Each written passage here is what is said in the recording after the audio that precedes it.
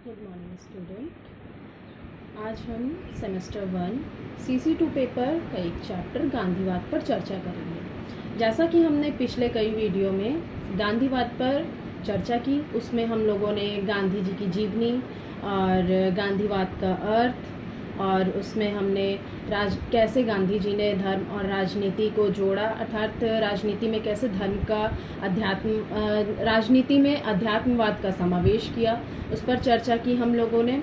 और आज हम बात करेंगे कि गांधी जी के सत्य और अहिंसा संबंधी अवधारणा या उनके विचारों के बारे में। तो सबसे पहले हम देखेंगे कि आखिर सत्य और अहिंसा है क्या। तो सबसे पहले बात करते हैं आज हम सत्य के बारे में। सत्य की अवधारणा। गांधी जी जो थे वो बहुत ईश्वर भक्त, अर्थात वे बहुत धार्मिक व्यक्ति थे। वे संपूर्ण जगत को ईश्वरमय मानते थे, अर्थात संसार की समस्त गतिविधियों का संचालन करने वाली शक्ति का नाम ही ईश्वर है, उनका ऐसा कहना था। इसकी सहायता के बिना ना तो संसार की प्रगति हो सकती है, ना ही प्राणियों के जीवन का अस्तित्व होगा।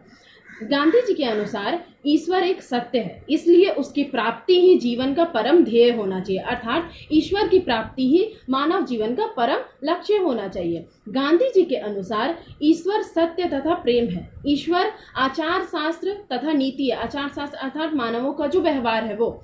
ईश्वर प्रकाश तथा जीवन का स्रोत है। ईश्वर अंतःकरण है, वह केवल उनके लिए है जो उनमें विश्वास रखते हैं। गांधी जी का कथन था कि यदि मैं यह विश्वास कर पाता कि ईश्वर मुझे हिमालय की गुफा में मिलेंगे तो मैं वहां जरूर जाता, परंतु मैं उसे मानवता से पृथक पा ही नहीं सकता। गांधी जी के अनुसार हिमालय में ईश्वर नहीं मिलेंगे उन्हें, वे तो संपूर्ण मानवों के कल्याण करने पर मिलेंगे, उनसे प्रेम करने पर मिलेंगे। वे हिमालय में नहीं मिलेंगे, वे लोगों के हृदय में मिलेंगे। इस संसार के प्रत्येक प्राणियों में उन्हें ईश्वर की प्राप्ति होगी। गांधी जी ने घोषणा की थी कि मैं उस ईश्वर के अलावा जो लाखों मूक जनों में के हृदयों में निवास करते हैं और किसी ईश्वर को मैं नहीं मानता। मैं सिर्फ उसी ईश्वर को मानता हूं जो इस संपूर्ण जगत के प्राणियों में निवास करते हैं, जो इस संपूर्ण जगत के मूक प्राणियों में अर्थात पशुओं में या मानवों में, दोनों के हृदय में जो वास करते हैं, उसी ईश्वर को मैं सिर्फ जानता हूं।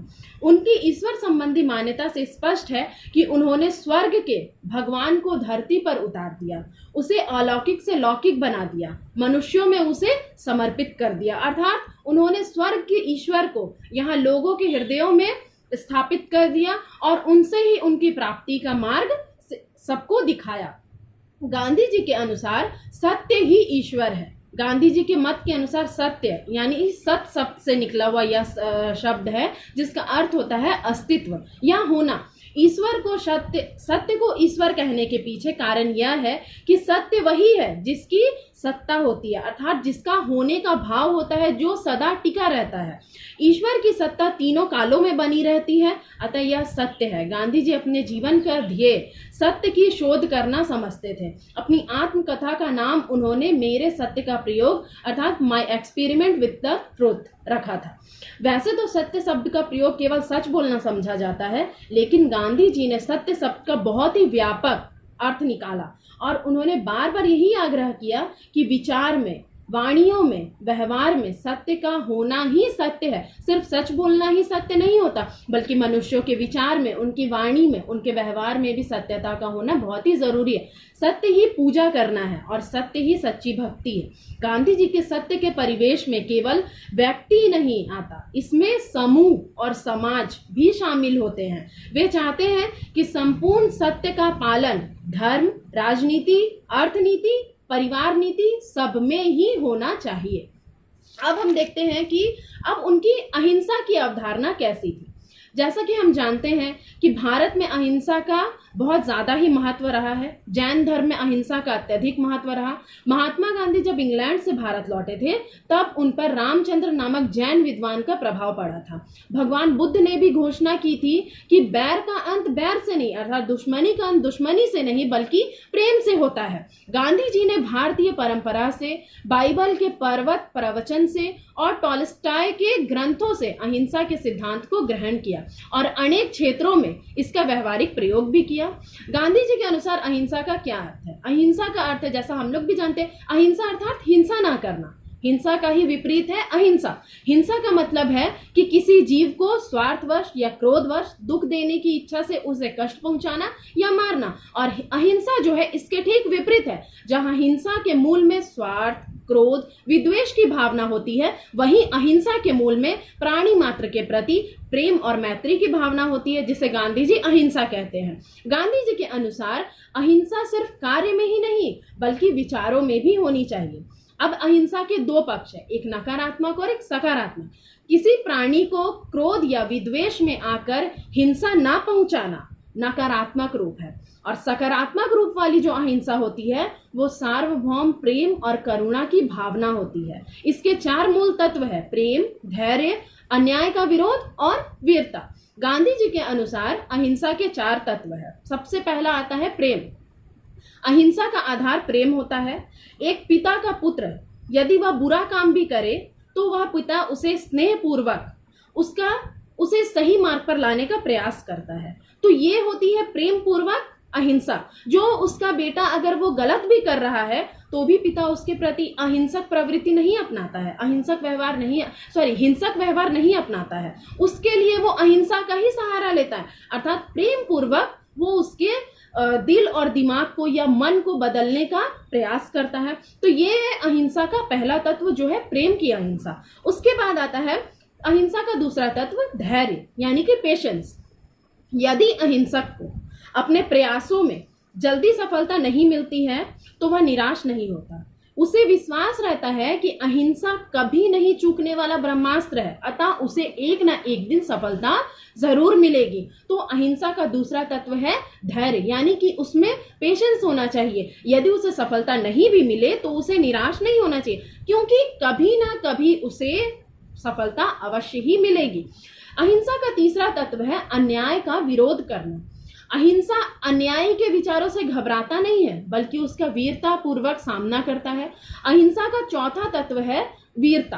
गांधी जी के अनुसार अहिंसा जो है साहसी और वीरों का गुण है, निर्बलों और कायरों का हथियार नहीं। अहिंसा का प्रयोग तभी महत्व रखता है जब हम बलवान होते हुए भी इसका प्रयोग ना करें। अहिंसक योद्धा का सबसे बड़ा गुण वीरता और निर्भयता है। इसमें सबसे बड़ा हथियार है कि आत्मा का बल। गांधी जी के अनुसार अहिंसा की 3 अवस्थाएं हैं। सबसे पहला है जागृत अहिंसा। इस अहिंसा को वीर पुरुषों की अहिंसा कहा जाता है। ये एक ऐसी अहिंसा है जो दुखपूर्ण आवश्यकता से पैदा ना होकर अंतरात्मा से जन्म लेता है। इसे अपनाने वाला इसे बोझ नहीं समझता है बल्कि नैतिकता के कारण इसे वो स्वीकारता है। सबल व्यक्ति इसे अपनाते हैं और शक्ति का जरा भी प्रयोग नहीं करते हैं। इस हिंसा का प्रयोग राजनीतिक क्षेत्र में नहीं करके जीवन के सभी क्षेत्रों में किया जाता है। दूसरा है औचित्यपूर्ण अहिंसा। ये जो अहिंसा है ये निर्बलों की अहिंसा है। ये अहिंसा जीवन के किसी भी क्षेत्र में बहुत ही विशेष आवश्यकता पड़ने पर ही एक नीति के रूप में अपनाई जाती है। ये जो अहिंसा है जागृत अहिंसा से कम प्रभावशाली होती है, फिर भी यदि इसका पालन ईमानदारी, सच्चाई, दृढ़ता से किया जाए तो इससे कुछ सीमा तक वांछित लक्ष्य की प्राप्ति हो जाती है। परंतु बाद में गांधी जी ने औचित्यपूर्ण अहिंसा को अस्वीकार कर दिया।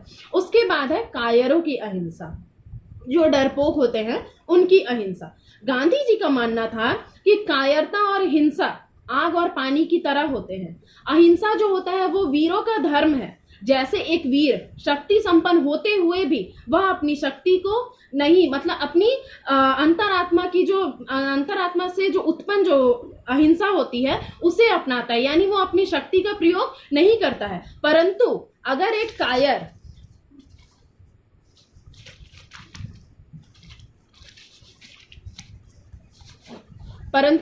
एक कायर अपनी कायरता से अहिंसा की आड़ में छुपाकर अहिंसा की नीति को अपनाता है, यानी कि अपनी कायरता को अहिंसा की आड़ में छुपाता है, यानी उसमें जो डर है उसकी उस भावना को यदि वो अहिंसा के आड़ में छुपा कर यह कहता है कि मैं अहिंसा का सहारा ले रहा हूं, तो वो गलत है।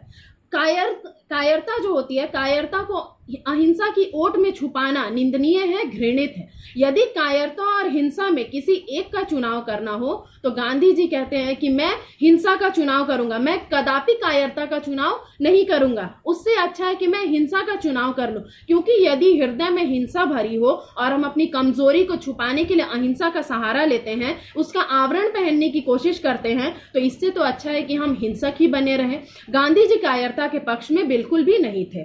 अब है अहिंसा की श्रेष्ठता। अहिंसा की श्रेष्ठता के 4 कारण हैं। अहिंसा किन कारणों से श्रेष्ठ है?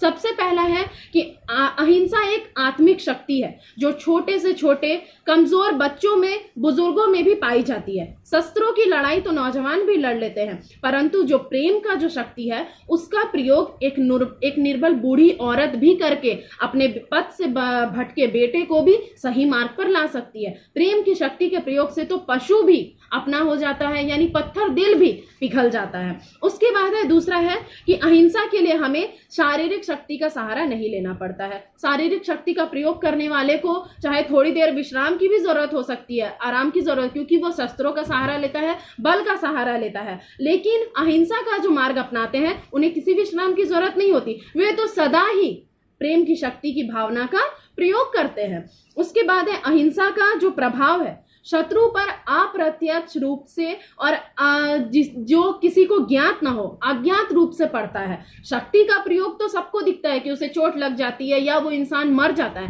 पर अहिंसा का जो प्रभाव है वो अप्रत्यक्ष और अज्ञात रूप से पड़ता है, वो कभी किसी को दिखाई नहीं देता है। अहिंसा जो हिंसा के द्वारा किसी को अगर चोट लगती है वो कुछ समय बाद तो ठीक हो जाता है, परंतु अहिंसा का जो प्रभाव रहता है वो अप्रत्यक्ष और स्थायी रूप से होता है। यह जो शस्त्र बल की अपेक्षा ज्यादा प्रभावशाली होता है। यह पथ से भटके हुए बेटे को सही मार्ग पर ला सकता है, पत्थर दिल वाले इंसान को पिघला सकता है, अत्याचारी को सही रास्ते पर ला सकता है, बेईमान इंसान को ईमानदार बना सकता है। इस तरीके से यह स्थायी होता है और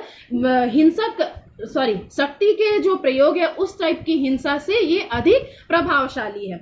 फिर जो है लास्ट चौथा है कि हिंसा जो है सर्वदा विफल होता है, किसी ना किसी रूप में वो विफल होता ही है। अहिंसा और प्रेम भले ही कुछ समय के लिए विफल हो जाते हैं, लेकिन एक दिन उसे सफलता अवश्य मिलती है। और क्योंकि अहिंसा और प्रेम में पत्थर जैसे दिल को पिघलाने वाली क्षमता होती है। अब बात करते हैं अहिंसा की क्या क्या विशेषताएं हैं। गांधी जी ने सबसे पहले अहिंसा का अर्थ किसी का प्राण ना लेना और इसे खान पान तक ही सीमित रखा था। खान पान का अर्थात है कि पहले मनुष्य जो सबसे पहले इंसानों के मांस खाते थे, उसके बाद धीरे धीरे समय परिवर्तन हुआ और फिर वे लोग पशु पक्षियों के मांस खाने लगे। उसके बाद फिर धीरे धीरे उनमें खेतीबाड़ी वो सब करने की मतलब वो आई, उनमें दिमाग आया कि वे लोग खेती बाड़ी सब करने लगे।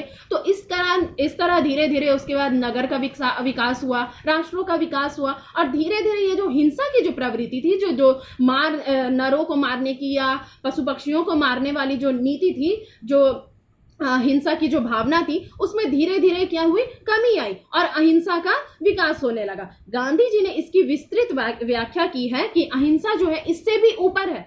यदि एक व्यापारी झूठ बोलता है, ग्राहकों को ठगता है, कम तौलता है यानी माप तौल में वो बेईमानी करता है, लेकिन वह अगर चींटी को आटा खिलाता है और मांस नहीं खाकर फलाहार करता है यानी फल को खाता है, और एक व्यापारी मांस खाता है लेकिन वो ईमानदारी से अपना काम करता है, तो फल का आहार करने वाला व्यापारी मांस खाने वाला व्यापारी की तुलना में ज्यादा हिंसक है। भले ही वो चींटियों को खाना डालता हो या फल का आहार करता हो, परंतु उसके जो कर्तव्य है, वो जो काम कर रहा है वो बेईमानी है, मतलब वो गलत कार्य कर रहा है। और जो एक व्यापारी है जो मांस तो खाता है परंतु उसके कर्म जो है वो सही है, तो वो जो फल खाने वाला व्यापारी है मांस खाने वाला व्यापारी की तुलना में ज्यादा हिंसक है। और इस प्रकार गांधी जी ने अहिंसा की परिभाषा और सीमा में नवीनतम परिवर्तन और विस्तार किया।